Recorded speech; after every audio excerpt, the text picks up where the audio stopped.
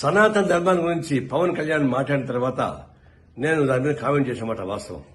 అయితే నా కొటేషన్ తీసుకుని 3 పెళ్లి అని చెప్పేసి మాట పెట్టుకుని నా మీద విమర్శిస్తున్నారు.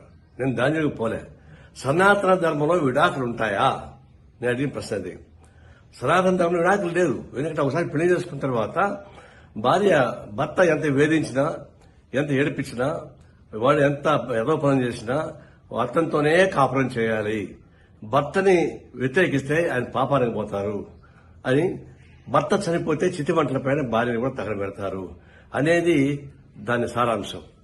అలాంటి సారాంశం నెత్తికెక్కించుకొని పవన్ కళ్యాణ్ మాట్లాడుతున్నప్పుడు మరి విడాకులే లేనప్పుడు మరి మీరు ముగ్గురికి విడాకులు ఇచ్చారని చెప్పేసి ప్రశ్న నేను ముగ్గురు ఒకసారి పెళ్లి చేసుకొని చెప్పలే.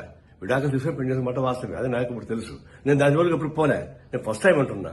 సనాతన ధర్మంలో విడాకులు లేనప్పుడు మరి మీకెందుకు అది వర్తిస్తాను అన్న దాని మీద ఊరికి నా మీద మాట్లాడుతున్నారు. ఇప్పుడు మనం చెప్తున్నాను, అది అరాచకమైనటువంటి సనాతన ధర్మం. అది ఆ ధర్మ వ్యవస్థ మొత్తం వెనక్కి తీసుకెళ్లేటువంటి క్రూరమైనటువంటి చర్య అది.